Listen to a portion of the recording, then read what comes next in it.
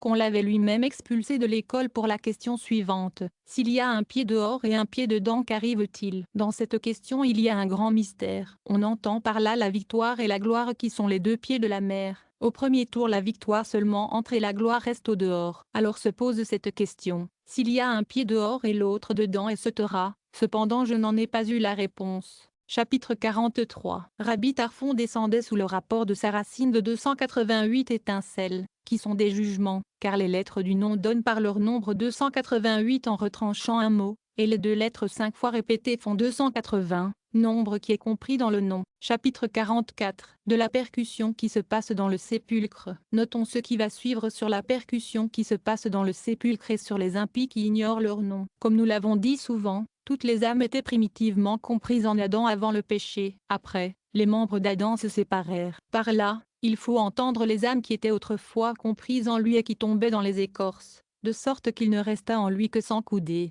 ce dont il a été parlé en son lieu. Il faut savoir en plus que toutes les âmes n'étaient pas égales. Quelques membres étaient plus particulièrement mêlés au péché commis par Adam et tombaient plus profondément dans les écorces que d'autres qui se trouvaient plus éloignés de la transgression. Il est certain qu'il y a des âmes qui ont péché avec plus d'empressement et d'un esprit plus délibéré que d'autres, d'où il apparaît qu'en raison du plus ou moins de corruption des âmes, il y en a eu qui sont tombés plus profondément que les autres dans les écorces. Il faut encore noter, ce qui diffère peu du premier, qu'il y a aussi dans les écorces un Adam qu'on appelle Bélial, dont les membres sont en grand nombre. Ces membres sont ceux qui commirent le péché dans le protoplastes. Dans les membres de la partie impure les âmes furent enlevées, et il ou elles furent revêtues et comme enroulées dans les écorces, car rien ne se produit par hasard. Tout est soumis à une providence spéciale et estimé à son légitime poids et à sa mesure. Toutes les écorces ne peuvent pas l'emporter sur l'homme, il n'y a que celles qui se rapportent au lieu où s'est effectuée la corruption dans le corps d'Adam protoplastes, lors du péché, d'où il ressort que les âmes furent précipitées dans les écorces dans l'ordre et suivant le degré de la corruption que chacune avait développée à sa place dans Adam protoplastes. En outre, les âmes qui restaient dans Adam étaient dépouillées de leurs ornements et revêtues des habits et des marques des écorces, si bien qu'il n'y a pas d'âme qui n'ait eu son écorce particulière, suivant le degré de son péché et suivant le péché d'Adam protoplastes. Cette écorce est son vêtement et son voile est dur autant que sa vie. Et il est bien certain car dans n'importe quelle âme d'homme il y a toujours un peu de sainteté, que cette écorce l'enveloppe comme une larve et un tégument, ce qui fait dire à Jérémie 59. Verset 2. Ce sont vos péchés qui vous divisent. Ils sont en effet les vêtements de l'âme et ils la cachent de façon à ce que la lumière supérieure ne puisse pas lui parvenir. Tel est le mystère de cette impureté que le serpent jeta sur Ève et sur Adam et sur toute leur race. Impureté à laquelle nul homme n'échappe, puisque toutes les âmes étaient comprises dans Adam. Et bien que toutes n'aient pas également concouru au péché, il ne s'en trouve pas qui n'y ait participé dans une certaine mesure. Même pas ces 4 qui ne furent chargés d'aucun péché mais moururent seulement à cause du conseil du serpent, et dont nous avons déjà parlé. La raison de cette mort est celle-ci, c'est que tout ce qui touche à la sainteté s'appelle la vie, et que le contraire est la mort. Donc, quiconque pêche adhère à son contraire qui est la mort, à cause de quoi il ne peut lui être arraché que par la sépulture qui dévore sa chair et la réduit en poussière de terre. Là, la mort se sépare de lui. Toutes les écorces et toute la sanie que l'homme appelle en lui par son propre péché, peuvent être élaguées et éloignées par la conversion de la pénitence, mais pour des causes multiples qu'on ne peut décrire ici. Le péché d'Adam protoplastes est trop grand et la pénitence n'en peut guère réparer. Bien que la rémission des péchés soit donnée et que,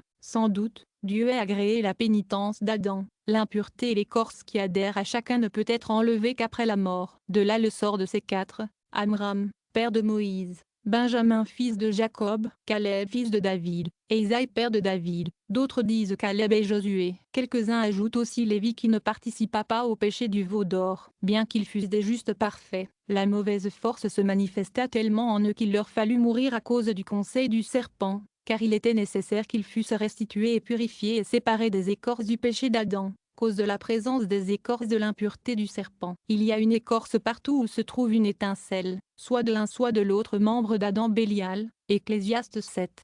Verset 15, Dieu a fait ceci contre cela. Tout Israélite, en dehors du nom que ses parents lui donnent le jour de la circoncision, en a un autre. Ce nom est celui que porte toute âme d'homme. Chaque âme a en haut au trône de gloire le nom que donnent à chacun les parents, et c'est de ce nom qu'elle est appelée dans les sphères supérieures. Cela n'arrive pas par accident, mais le Saint béni suggère ce nom et l'impose à la bouche des parents pour qu'ils le donnent à l'enfant. C'est pour cela qu'on a écrit de Rabbi Meir, que quand il se promenait avec quelqu'un il avait coutume de lui demander son nom. Et dans le texte cité du psaume 46, verset 9, il ne faut pas lire « solitude », mais non. Donc le nom que les parents donnent à un homme est celui de son âme sainte. Chacun, en plus de ce nom, en a encore un autre qu'il tient de cette écorce qu'a amené en lui le péché d'Adam. Ainsi donc l'homme a deux noms, l'un qui tient de la sainteté, l'autre de l'impureté. On peut comprendre par là en quoi consiste le mystère de la mauvaise concupiscence que l'on trouve dans l'homme. Elle n'est autre chose que l'écorce qui vient de l'impureté du serpent. Elle se mêle et adhère à la racine de l'âme de tout homme depuis le temps du premier Adam,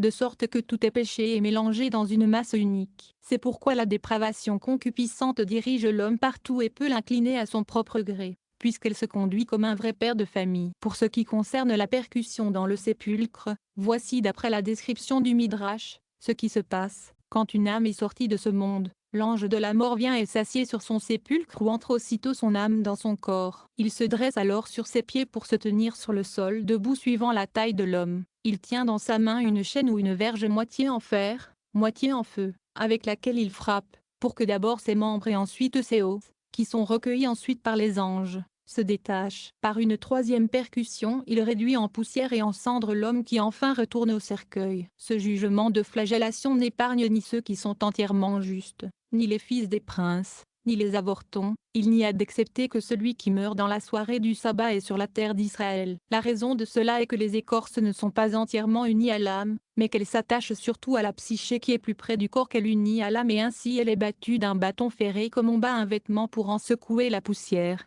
Cette flagellation concourt à lui enlever l'impureté qui se colle à elle. Cela dure le temps qu'il faut pour que l'homme soit débarrassé de son impureté. En cela tous les hommes ne sont pas égaux, car le juste qui dans sa vie a fait pénitence, s'est efforcé aux bonnes œuvres et s'est frappé lui-même et qui sépare de lui-même ses écorces par les peines et les souffrances qu'il supporte dans la vie, et aussi par l'étude de la loi qui débilite tellement les forces de l'homme, qu'au moment de la percussion du sépulcre il reste en lui bien peu de choses à séparer. Les impies ont besoin d'une purgation plus sérieuse, et ce n'est qu'après beaucoup et de grandes douleurs que l'impureté peut se séparer d'eux. Plus l'impureté adhère et est entrée, plus la flagellation doit être forte, car il faut que chacun soit expurgé suivant son degré. Voilà la véritable raison de la flagellation dans le sépulcre. J'ai entendu dire à mon maître, qui lui-même le tenait d'un autre sage, que celui qui est enseveli le 6e jour après la 5e heure échappe à la flagellation car la sainteté du sabbat le libère de toute souffrance. Ici se cache un mystère, car quand il est question dans la Genèse du 6e jour, dans le mot la lettre déborde sur les autres jours. À partir de ce moment et dorénavant on est dans le sabbat. Et mon maître paraissait être de cette opinion. Quant à ce qu'on dit nos maîtres que les impies ignorent leur nom et qu'à cause de cela ils sont frappés de nombreux coups, jusqu'à ce qu'ils disent, nous invoquons comme témoins le ciel et la terre, par devant le Créateur du monde, que nous ignorons nos noms. Au premier abord cela paraît un paradoxe.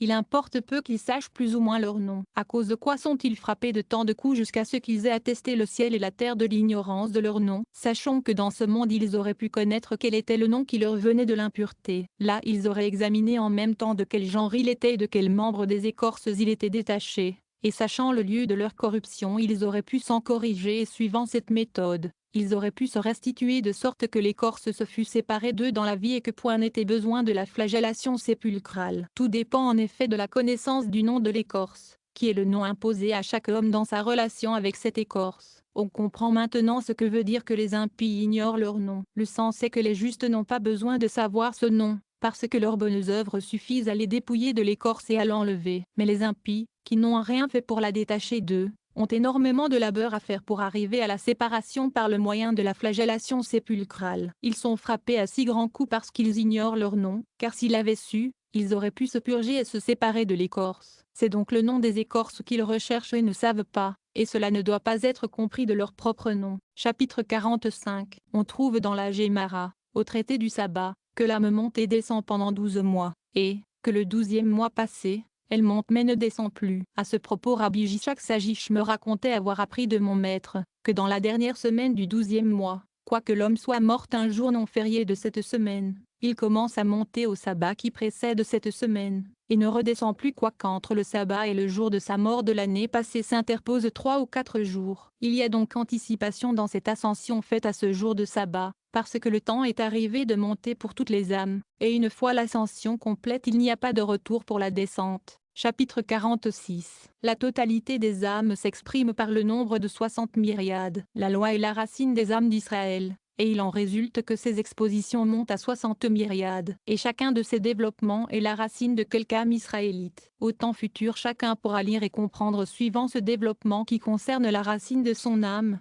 dont il est la créature. Et ainsi aussi il arrive dans le paradis. Il y a des âmes qui contiennent beaucoup de développement. Par exemple l'âme de notre maître Moïse, qui soit en paix, contenait les 60 myriades d'âmes. C'est pour cela qu'il savait les 60 myriades de développement. De là, pendant la nuit, quand l'âme sort de l'homme en état de sommeil, celle qui en est digne monte et écoute et lit cette explication qui se rapporte à sa racine. Il y a de nombreux cas où une certaine nuit c'est sur un texte que plus de lumière vient à une âme et une autre nuit sur un autre texte. Tout cela arrive d'après ses œuvres. Mon maître pouvait voir dans un homme sur quel texte il avait reçu une illumination plus complète. Et alors il lui interprétait ce texte selon l'explication qui convenait à lui et à son âme. Il pouvait en effet le lire sur le front de n'importe qui, en sorte que s'il le lisait entre-temps son âme pouvait monter à l'infini, et d'autres choses lui étaient manifestées, encore que le corps de ce dernier ne le sentisse. Les 60 myriades de développements se succèdent suivant la méthode du sens littéral, allégorique, moral et mystique ou kabbalistique, car toutes les âmes sont intéressées à tous ces développements. Chapitre 47. Une certaine nuit m'apparaissait Rabbi Jobal l'Ancien et il me disait, Psaume 31, verset 20, « Combien est grande la bonté que tu as réservée pour ceux qui te craignent ?» Ici les initiales du texte hébreu donnent le même nombre que le nom d'un docteur de la Gemara. Il me disait aussi cela mais je ne comprenais pas. Il continuait en disant, « Va trouver ton maître et il te l'apprendra. » Le matin, dès que je fus levé, je racontai mon songe à mon maître qui me répondit qu'il avait voulu dire que Rabbi Bar Shama tirait son origine de la copulation de la première des trois portes de la connaissance supérieure, car le nom de Rami signifie en haut pour exprimer la connaissance supérieure. Le nombre est le même que celui du mot lumière du Seigneur, ce qui fait qu'on voit dans la Gemara, traité Bava Batra chapitre 1,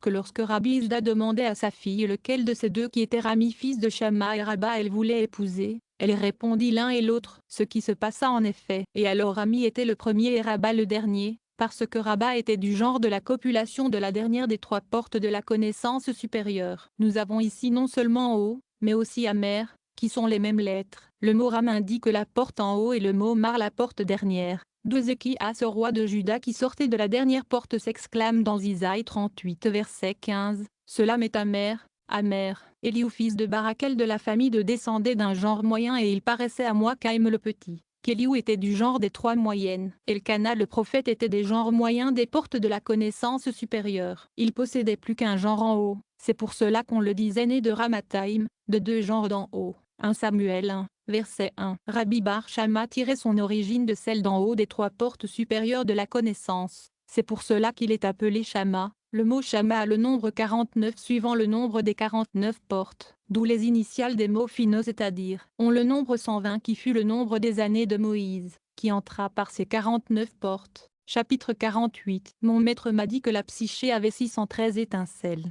autant l'esprit, autant le mental, qui toutes sont seulement les disciples des sages. En outre il y a de nombreuses étincelles de travailleurs qui s'efforcent aux bonnes actions ou de gens du peuple, qui tous ensemble sont seulement les rameaux de cette âme de juste, et encore en outre les autres espèces qui dépendent de lui et qui toutes doivent être restituées par l'homme et ramenées au bien. Le même me disait que sur le front de l'homme brillent 22 petites lettres du genre de la psyché. Si l'homme mérite l'esprit, les 22 lettres se trouvent de moyenne grandeur. S'il mérite le mental, 22 lettres plus grandes viennent s'ajouter lesquelles se rapportent à la mère de l'intelligence. Si un mot inscrit sur le front a deux lettres pareilles, une seulement brille. Par exemple du mot on ne voit que, c'est ce qui arrive dans le pectoral du grand prêtre où les lettres doubles n'apparaissaient pas. Il me disait aussi que dans le corps humain il y a 248 étincelles et 365 autres organes, se rapportant à la psyché, plus autant à l'esprit et un même nombre aussi au mental. Il pouvait savoir quel précepte manquait à un homme, parce que telle ou telle étincelle lui manquait. Par là il avertissait chacun sur le mode de restitution qu'il devait adopter, car il savait le lieu des lettres qu'ils avaient sur la peau,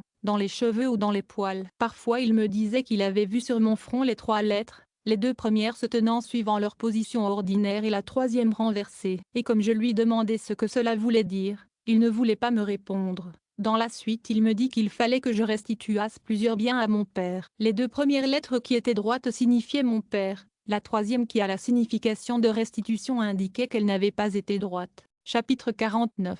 Ce même maître qui fut le mien disait avant sa mort à Rabbi Yitzhak Sajish qu'il fallait avertir tous les disciples de ne pas trop étudier dans cette sagesse, parce qu'ils n'étaient pas encore assez parfaits, car il pourrait arriver qu'ils tombassent dans l'amputation des plans.